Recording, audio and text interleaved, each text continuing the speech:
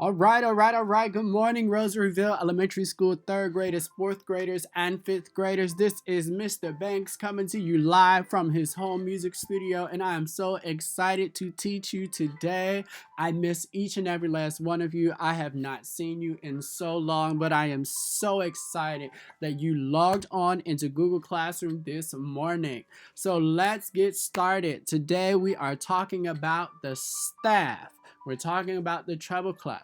Now, some of you all have already started working with the treble clef. Some of you already know the note names. Some of you already know the lines and the spaces on the treble clef, but that is okay. For those of you who already know, this will be a review, but for those of us who don't know it, like my lower grade levels, you're going to learn today. So let's all learn together. Here we go. But first things first, I have a very special message for you. This is very important. Please be reminded that the Prince George's County Public Schools administrative procedures regarding appropriate use of technology, social media, and email continue to apply to our online instruction. In addition, the session may not be recorded without the instructor's consent. A description of the applicable procedures is provided online in the Student Rights and Responsibilities Handbook. Thank you for your cooperation. I want you to pay close attention to what I've highlighted in yellow. In addition, the session may not be recorded without the instructor's consent. What does that mean? That means you cannot take out your phone and start recording this video. Nope, that's not how this works. Also, that means that you can't try to take this lesson and try to change my voice using some type of app or try to change up the video in any way, shape, or form.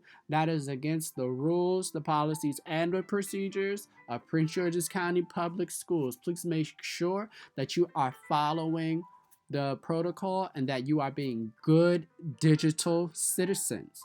If you want a copy of this lesson, just use the link that has been posted in Google Classroom. You are free to access this lesson on YouTube or in Google Classroom however many times you want. I am just instructing you and asking you that you do not try to change it, that you do not try to post it on TikTok or any of those other places, because this is copyrighted educational content. All right? Thank you for your cooperation. Let's get into this lesson. And um before you watch this video, you should have already looked at the warm-up video that I have posted. This warm-up video is in Google Classroom if you have not watched it already. It is about the treble clef, the stave, and the pitch. That's another word for staff, the stave and the pitch. And you want to make sure that you look at that video before coming to this lesson. It's going to give you a brief overview of what we're talking about today. Make sure you do that and answer the question that is attached to the video. In today's lesson, we will review the music alphabet, identify the staff, define the purpose of the staff, identify and review the treble clef, identify and review the lines and spaces on the treble clef, and we're going to identify note names on the treble clef. Here's today's agenda. First, we are going to talk about the music alphabet. Yay! Next, we are going to define the staff, and then we're going to talk about the staff. Then, we're going to describe the treble clef along with its lines and spaces. Last, we are going to read some notes and pitches on the treble clef. First, musical alphabet. Next, we are going to define the staff. Then we're going to describe the treble clef. And lastly, we are going to read some notes on the treble clef. Right. Let's talk about the ABCs, the music alphabet. So, our regular alphabet has 26 letters: A, B, C, D, E, F, G, H, I, J, K, L, M, N, O, P, Q, R, S, T, U, V, W, X, Y, and Z. That is 26 letters, but in the music alphabet, we don't use all 26 letters. We only use 7 letters. Those letters are A, B, C, D, E, F, G, A, B, C, D, E, F, G, those are the only 7 letters that we use. So if I have A, B, C, D, E, F, and G, and I've used the G, and I want to keep going, I'm not going to say H. I'm just going to go back to A. A, B, C, D, E, F, G, or G, F, E, D, C, B, A, whether you're going forwards or backwards, just A, B, C, D, E, F, G. All right, we just talked about the music alphabet. Let's go ahead and move forward and talk about the staff. Well, what is it? Let's see. So the staff is kind of sort of how we graph. It's like a graph for music. It's kind of like, you see this graph paper over here. We can use it to plot points and put things on here and create shapes and all of that. It's the same thing in music. It's like the staff is kind of sort of like some graph paper, like in math class. Or if you're like in social studies and you've ever looked at a world map before, the staff is kind of like a map for music. On this world map, I can go north, south, east, and west. I have my latitude and longitude telling me where each place is on the map. The same thing with music. It's like a map that tells us where the music is going, what the music is doing. It's telling us where each note is plotted on the map. And lastly, the staff is how we like document music, how we record what's going on, how we plot our points, like up here on this graph paper. So the staff is how we record music, and the word we use for that is notate. The staff is what we use to notate or record music by hand. That's why we now have pieces of music that have been around for hundreds and hundreds and hundreds of years, because years ago, before the 1600s, there was someone, I believe it was a monk, I can't remember his name, we'll talk about that later on in life, but he created the system that we use to notate music, which includes the staff. So here's the staff. There are 2 very important characteristics about the staff. Look at the screen for a second. What do you notice? Think about it. Yeah, there are 2 colors, black and white. Yeah, I have these black things are lines. And the white stuff is spaces. I have 5 lines. Let me back up some. So when we are reading the lines and the spaces, you always start from the bottom and then you go over. You start from the bottom and then go over. That's the best way to understand the lines and the spaces. You start from the bottom, then you go to the right. And that also helps us with reading our note names as well. So I have 5 lines. 1, 2, 3, 4, 5. 5 lines here. Then I also have 4 spaces. 1, 2, 3, and 4. 4 spaces. 5 lines, 4 spaces. When we are trying to figure out the lines, we always start from the bottom. Same thing with the spaces. Start from the bottom and go up.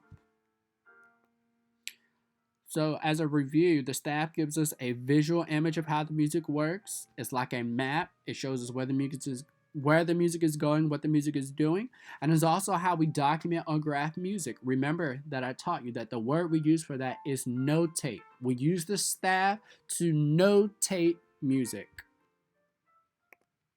So we've talked about the music alphabet. We just finished talking about the staff. Now we are going to describe the treble clef. All right, let's count. How many treble clefs are here? I have 1, 2, 3, 4, 5. Great job. You can do math. All right. Here's my treble clef.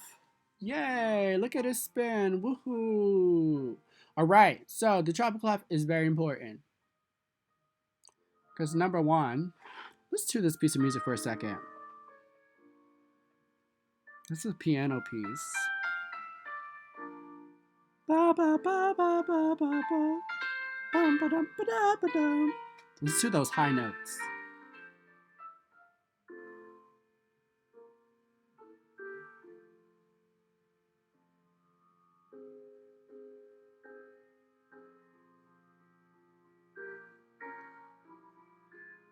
Keep listening.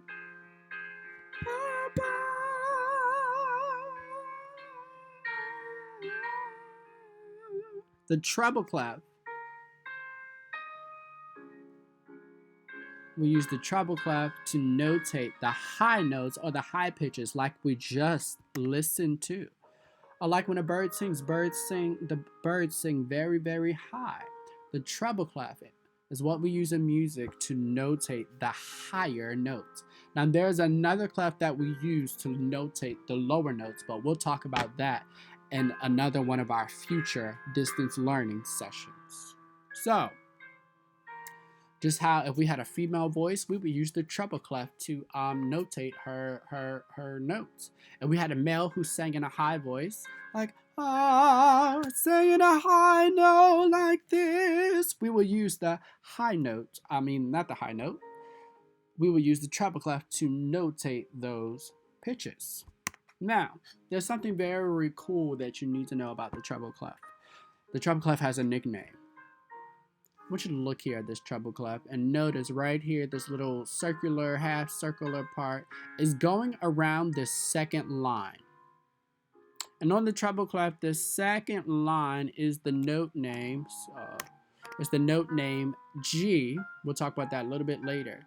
And so another name for the treble clef, because it goes around the second line, which is a G, we call it the G clef. That is its nickname. So you can say treble clef or G clef, whichever one you want to say. It doesn't matter with me because I know what you're talking about. Either treble clef or you can say its nickname, the G clef. Let's move on.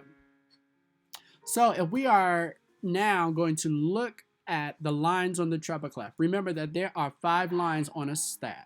So I'm now going to refer to this as a treble staff because I have a staff and the treble clef on it. So now I have my treble staff.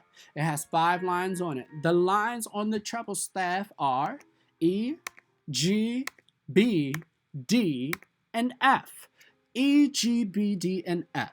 Now there's a sentence that I can use to remember this and is right here on the screen. Every good boy does fine.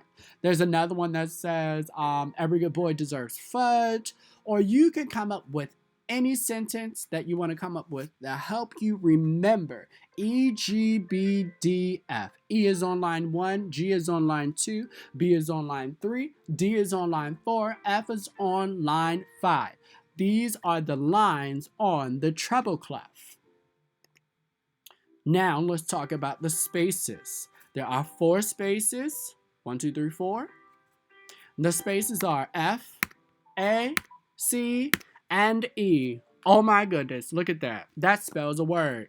That word is face. Just how you have your face that is on your head, or like the face of the phone, or like the face of a tablet, or anything with a face. Face. That is how we remember the spaces on the treble clef. F, A, C, E. F line space 1, A space 2, C space 3, E space 4. All right, here are the lines and spaces together. I'm going to start on the bottom line. Who could tell me what that is? You're correct. It's E. So I have E. First space is F. Second line is G. Then what do you think is going to come next? You're right, A. That's right. I'm glad nobody said H because remember, like I said, in the music alphabet, we keep using those 7 letters. Then we have B. Then we have, call it out. That's correct. Then we have D, yes. We have E. Then we have F. Excellent job. These are the note names using all lines and spaces on the treble clef. But guess what? There's some notes that live up here off of the staff that we don't see, and some that live down here off of the staff. But we're going to talk about those notes a little bit later, but they are still considered on the treble staff. All right, so we have talked about the music alphabet. We have defined the staff. We've just described the treble clef with its lines and spaces. Now we are going to read some notes on the treble clef. Some notes or pitches. We're going to read some notes and pitches on the treble clef. Let's read. Right, let me remind you that when we read, we're going to go up and then go over. We're going to go up, start from the bottom, go up, then go over. We're going to be doing a lot of counting. Now, look up here. I have the treble staff up here with the lines here all ready for you with the note names there with our wonderful sentence, every good boy does fine, along with some numbers to help us remember what line each note is on. E is on line 1, G is on line 2, B is on line 3, D is on line 4, F is on line 5. All right, I have 5 lines. 1, 2, 3, 4, 5. And this is going to help us. The strategy that I'm going to teach is going to help you here. So here's my first note. I need to figure out what note this is. So let's count up from starting from the bottom. Here we go. All right, so this is on line 1. So that tells me that this is what letter? That is correct, E. Let's move on to our next one. All right, let's count. 1, 2, 3. Excellent job. So our note name is B, because B is on the 3rd line. Such a great job. Let's move on and read some spaces now. Remembering, we start from the bottom and count up. I have 4 spaces. 1, 2, 3, and 4. Here's my first note. Right, let's count. 1, 2. So this is a correct. It is an A. Wonderful. Here's my next one. Right, let's count. 1, 2, 3, 4. This is on the 4th space. We counted up, gone over. So this is, it's correct. It is an E. Excellent job, students. You have just read notes on the lines and the spaces of the treble staff. All right. So we have just completed our agenda for today. First, we talked about the music alphabet. Next, we defined the staff. Then we described the treble clef with its lines and spaces. Then we just read pitches and note names on the treble staff. Excellent job. Now I want to teach you something, give you one more tool before we move forward with our assignment. Look here. We have a hand staff. The hand staff is a tool that you can use to help you because you have your hands with you every day. So turn your hands like this with your thumb on the top and let's count from the bottom. 1, 2, 3, 4, 5. I have 5 fingers which coincide or correlate with my 5 lines on the staff. So line 1, line 2, line 3, line 4, line 5. E, G, B, D, and F. Now I have 4 spaces right in between my fingers. Count with me. 1, 2, 3, and 4. My 4 spaces are F, A, C, and E. Just how I have a staff, I have my hand staff, which helps me remember the lines and the spaces on the treble clef. Use your hand staffs to help you. All right, let's review. The staff has 5 lines and 4 spaces. The lines are E, G, B, D, F. The spaces are F, A, C, E, which spells space. And you can use your hand staff to help you remember. All right, after you view this video, you're going to go back to Google Classroom and you're going to complete the interactive assignment that is there. Go back to classwork and you will see this assignment.